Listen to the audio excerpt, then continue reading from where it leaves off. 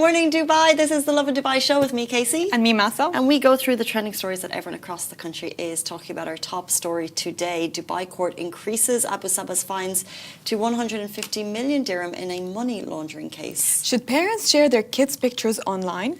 And Dubai's Crown Prince honours top school performers. And Dubai influencer Hadeel Marei claps back at body shaming comments. In today's rapid weather report, it's mostly sunny with temperatures ranging from 31 to 43 degrees, and it's Friday! Yay! Finally! Yes, oh, finally. God. We're 1 week away from the long weekend. The days are crawling, but the weeks are flying. So we've got a 4-day work week next week. Yeah, absolutely, and a 3-day delightful. weekend. How exciting! How exciting! Yeah. Although I hear flights are getting expensive, it's expensive to do things, but that doesn't matter. Staycation. Stay at home, actually. Yeah, staycation. Just stay at home. Stay at home. Don't eat. Don't drink. Just be comfortable in your enjoy that extra day. In your home space with your loved ones, as long as you can manage. Or with your partner, if you're married. If you're married, with your partner, if you can manage 3 days, which you should be able to because you're married, unless you've been married for years, or unless you didn't answer the right questions. You didn't check in advance. So, Casey, you're recently married. That's true. Okay. July 12th. Nice date. Okay. No one's gonna give me an applaud for that. I'm happy with that. Did you ask Dale certain type of questions to know if he's the person that you want to spend the rest of your life with? Did you get through that? You know what? We need to have this very serious discussion, very serious talk. I'm going to ask you a bunch of questions. Or does it just happen like randomly? I feel like we probably touched on the important topics, but I never, did a social experiment quiz to check. Yeah, that's interrogation. What, in general, where you're cooking and you just randomly ask, do you want to move out? Do you want to leave the city? Do you want to stay here? That's a very important. Yeah. But there is certain things that one thinks that you should agree on before you get married, and where you want to live in the future is really key. It's so important. And if you both don't know, it's fine. But if one person is like, well, my elderly parents are in this country and I would like to be with them, especially if you're in Dubai. Yeah, true. That's I think you always have to definitely an important topic. So we touched on that. Yeah. I feel like, because this is what people always say, like if you don't like the city that you're living in, don't date within your city. Because but Dubai's a bit different because it's expats. People are from all over, and who knows where you could end up. And I feel like this is a really important discussion to have because here in Dubai, it's an international city, different nationalities, different cultures are all here. So if you do marry outside your culture, I think this is a very important question to ask. So if we left this country, where will you go back? Yeah. Where will you want to live? So we touched on that for sure. Okay, so agreed? Yeah. Check. We don't have an answer, but we agree that we're both not sure. So that's fine. What about the millions of singles in Dubai? Those are the questions that you need to ask right now if you're still single and you're looking for a relationship. I don't know. What are we doing here? What are we actually doing? We're asking questions that you need to ask. We're putting out questions that you need to ask your partner before you decide to marry this person. Okay, I'll ask you another question. Okay. Do you prefer shared or separate bank accounts? I think this is a very important one. Well, salaries come into separate, and then you share. Do you have a joint saving account? Yeah. Okay. And then you sense. share for the things that need to be shared, but then you also keep your own separates for things that should be separate. No, so then you're obviously sharing for like bills potentially or whatever. So there's a shared account, and there's probably a shared savings account. And individual savings, I feel. Yeah. For yourself, Well, I feel like you never asked that question. No, there's no shared for. Well, you don't really think about those things actually. Yeah. I don't specifically have my own future savings account for myself just in case. I don't have that, and I wouldn't like to think that way. I think it's nice to have shared saving accounts. Yeah, shared saving accounts make sense, but then if you're preparing for all eventualities, true, maybe you just siphon off the top. And another really important question, and I feel like I think it depends on the culture, so it's really important to know the breadwinner, the provider, and what are the roles for each individual when it comes to family. You have to agree. You have to agree on that. I don't think we really had that conversation. Who's the main provider? Who's the main breadwinner? Who's the caregiver? I know what I'd like. No, I don't. That's so interesting because I feel like at this point in life, we're both ultimately providing. But then you talk about what you want in life, which is to be both. To be both, yeah. Yeah. It's a really. I think maybe it's because I sit on the fence on this, but I think if you know what you want in future, in this, so it's like, do I want to be a caregiver? Do I want to be primary provider? Yeah. And if you have a clear-cut answer on that, it's definitely something that you'd want to mention in advance of getting married. So if you're saying, I want to be a caregiver as soon as I have kids, and I don't want to contribute financially, then you've got to say that, because you can't just drop that bombshell after. Be like, that's so true. Be like, I was sharing, but now I know what, I need to take a step back. No, but I think it's like that's definitely an important conversation. You have to discuss, like, what are the expectations in a relationship? Like, what are you expecting of me? And I feel this is the first question I would ask. Can you be a provider because one day I'm going to stop working? Yeah. Or, well, maybe not the question you ask, maybe it's a statement that you make. Right. Like, don't say, can you be providing? Like, I will not be working, if that's what you want to do. So I will not be working, you'll be providing, that's it. And that's what you would like. Yeah, if I had, one day, inshallah, when I have my own kids, I will not be working. Best of luck to you and your family. Cutie massive Bob.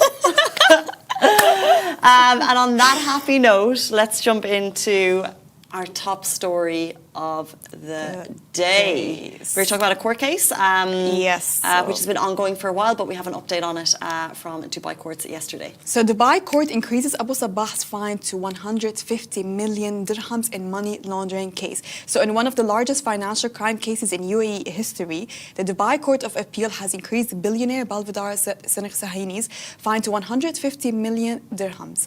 Better known as Abu Sabah was convicted along with 32 others in a massive money laundering case that saw shell companies and suspicious financial transfers used to move illicit funds both inside and outside the country. The court upheld a 5-year prison sentence, a personal fine of 500,000 dirham, and deportation after serving time, while also ruling that all defendants must now share responsibility for paying the 150 million dirham fine. Investigators revealed that computers, phones and assets worth 150 million dirham were linked to criminal proceeds, and criminal proceeds were confiscated. This is according to the Khaleej Times. In addition, 3 companies tied to the case were also fined 50 million dirham each. So the case involving 33 defendants has been described as one of the UAE's biggest money laundering trials. Some of the accused claim that the case revolved around illegal cryptocurrency trading, but the court dismissed those arguments. So once a staple of Dubai's luxury scene, Abu Sabah was famous for his flashy lifestyle, lucky number obsessions and extravagant purchases, including the spending 33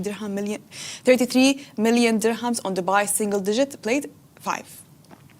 So as Massa said, known for luxury life, now the name is tied to one of the UAE's largest money laundering scandals. More details on that as we get it. Let's jump into our next story. We're talking about education and Dubai's Crown Prince honouring Dubai's top performers. So Dubai's future certainly shines bright, and the person who knows it, Crown Prince of Dubai, Sheikh Hamdan bin Mohammed bin Rashid Al Maktoum, he has congratulated the Emirates' top performing high school students for their outstanding efforts in the 2024-2025 academic year. So a total of 40 Emirati and resident students from public and private schools were recognized under the Dubai Top Achievers Recognition and Support Program. So these students came out on top across a range of curriculums. So whether the UAE Ministry of Education, American, British or international baccalaureates, proving that the excellence in education knows no boundaries. His Highness Sheikh Hamdan's recognition is not just an honour, but certainly a motivation for Dubai's youth to keep aiming higher and shaping the future of the city. If I knew that His Highness Sheikh Hamdan was going to honour my performance, I would certainly have tried. Put more effort. Yeah, I think this is a way to motivate and push people to do better. Like this, you get a chance. Your efforts will be recognized. You get into the top universities and the virtues of your dreams, the major of your dreams, and you get recognized by the leadership here in exactly. the UAE. If there was any other one thing that would have motivated you Were you motivated when you were a teenager to study? Yeah, because I had, what did they call it? Oh, it was a tip of my tongue. Academic validation. I used to have academic validation. What is that? So it's like, you know, you feel that sense of validation when you get good grades. I never had that. Yeah, although during school times, yes, I had expectations to do really well. But in university, after seeing my siblings, my parents were like, you know what? Relax, take it easy. You don't have to put a lot of pressure on yourself. As long as you get a good GPA, don't fail. But you're not expected to, you know, I get the highest of honors. But I did end up getting the highest of honors because I have that academic validation in me. Like, I cannot go a day without pushing myself. Where do you think that came from? I think family. All of my siblings are high achievers. All of them. Ah, that's it. Are you competitive family siblings?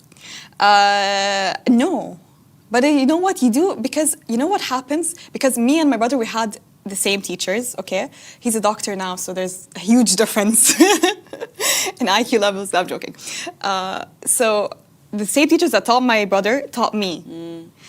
So they would always compare both of us all the time. And it worked. And it worked. And sometimes they would tell me, your brother is so much smarter than you. Ah! Mahmoud is so much better. Yeah.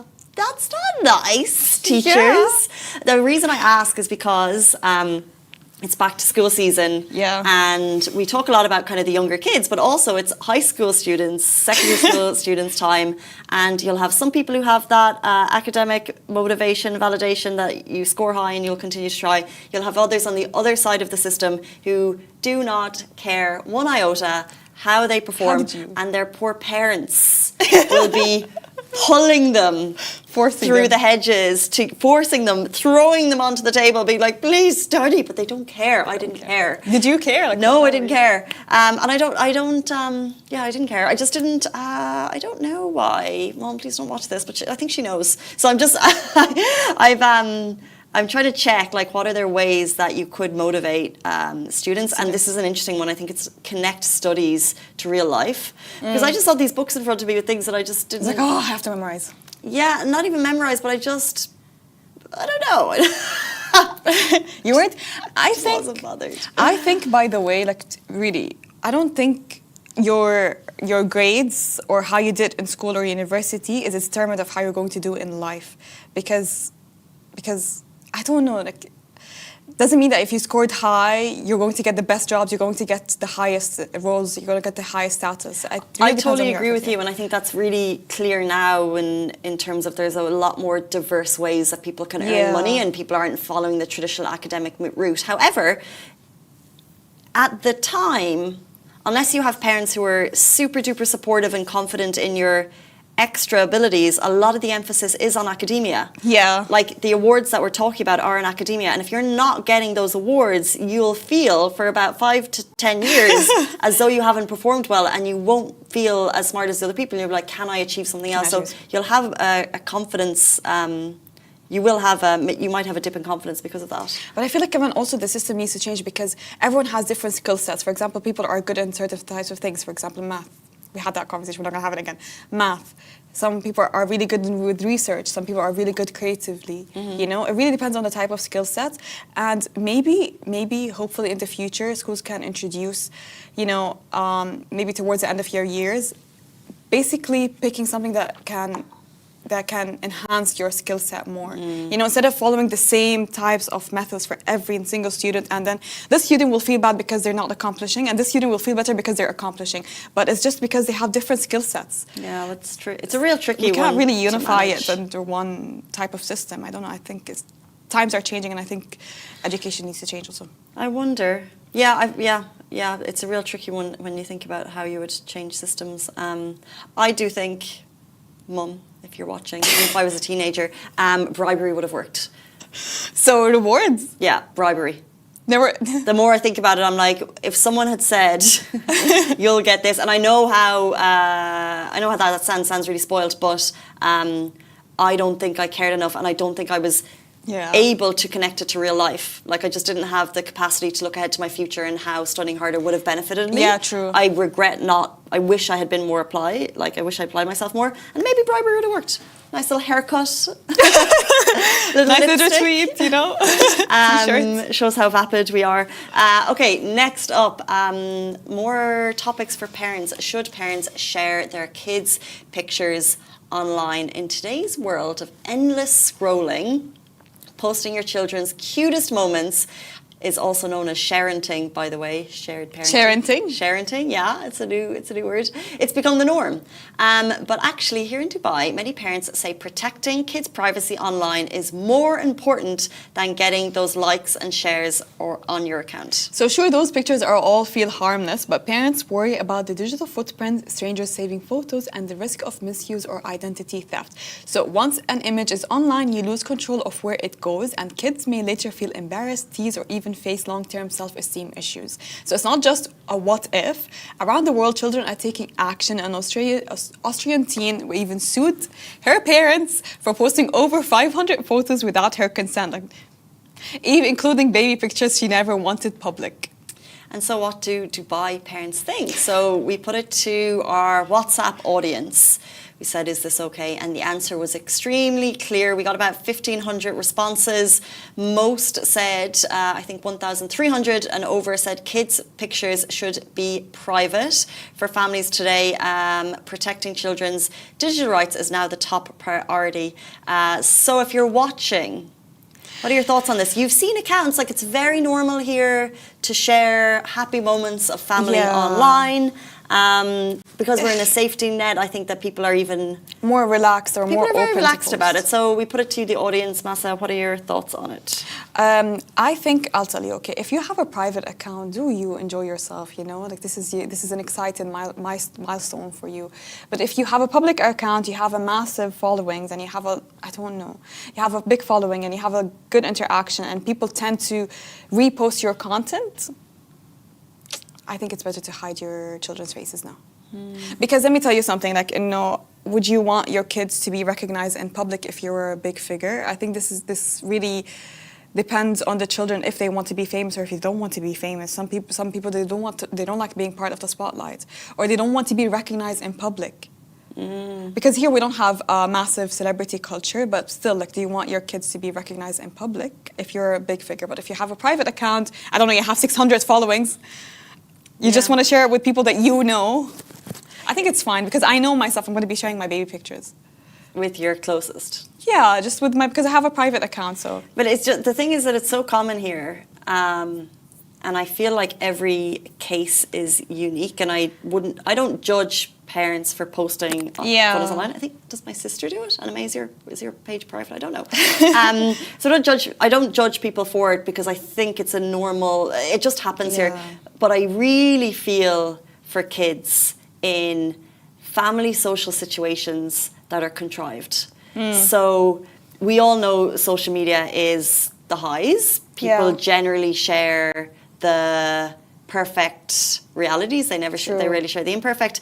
And we know that social media affects people. And so if you're a parent of a social media family and you're choosing to share your kids online, I just hope for those kids that your head isn't in your phone so much and you're caring about the likes and shares, that you're not really enjoying family time. And I hope the photos that you're sharing are genuine moments and not contrived for social media. Like if you're putting, because you know sometimes if you take a photo of a plate and you make it, and it takes like 60 seconds. But if you're doing that with your kids and then you're going back to phone to see how it's performing and you're using your kids for social media, I think it's gross and disgusting, and I feel so sorry for those kids. But then I think in other situations where it's not contrived and it's just a natural part of someone to do it, I don't judge them for it, and we are in a safe environment and we are in this kind of nicer, safer bubble here that there is more protection. So I think there's two sides of the fence. And maybe because your type of content is just parenting and how to deal with parenting and mom content. But what would you do if I'll ask you this question. You're a content creator, you have a massive following, okay? And a company contacted you. It's let's say it's advertisement for children. Okay, would you use your kids in those in this ad? Yeah, you'd have to, because that's your brand. I think though you might become, and then also like, what if you're the sole breadwinner and you're getting, if that's like a big brand and they're paying, and then that money goes to the kids and it's like a future thing for them. And then you decide, okay, maybe I'll relook at how much I'm sharing of my kids online, and I am a mum blogger. This is my, I am sharing with parents online. I'm creating awareness for different things. I'm informing parents that, you know, this is okay and this is okay. So I have a purpose, but maybe I won't share every moment of my kids. True. But if you think about it, by the way, like if I was just thinking about my mom, okay, she posts the most embarrassing, she used to post it on the most embarrassing pictures of us on Facebook, like whatever we're doing. And then it was fine. You see, that's the thing. That's the thing. So I think those parents are just really excited about their kids and they just want to share it. How many parents did you sit down with where they open their baby pictures and they just, to dress, I didn't want to ruin that moment for you, you know? It's just a dress. And yeah, it was funny. It was own unique way. Activity hasn't stopped admitting that the body image remains a daily battle. Now, after trying countless methods, she's considering surgery as part of her journey. All her type of content is literally just humor. All her type of content is literally just humor, skits, content creation. If you don't like it, don't comment. If you don't like it, don't comment. But who are the haters? Comment. But who are the haters? Through a time when at the beginning it kind of hurts the soul, but then they understand representation. Yeah. We had Jessica Smith here. She's a Paralympic athlete. Yeah. She grew up. So if we look back to 2016, between 2016 and 2018, we had a certainty, but maybe because I was a teenager back then. Human nature is there's a certain beauty standard always being set. Yeah. But luckily, with social media, choices and decisions you make to what's on your phone could be really helpful to kids. But, you know, I'm surprised that you didn't see this. Why? Your algorithm. So saving people, like, it's, you know what? Body images should never be a trend, you know?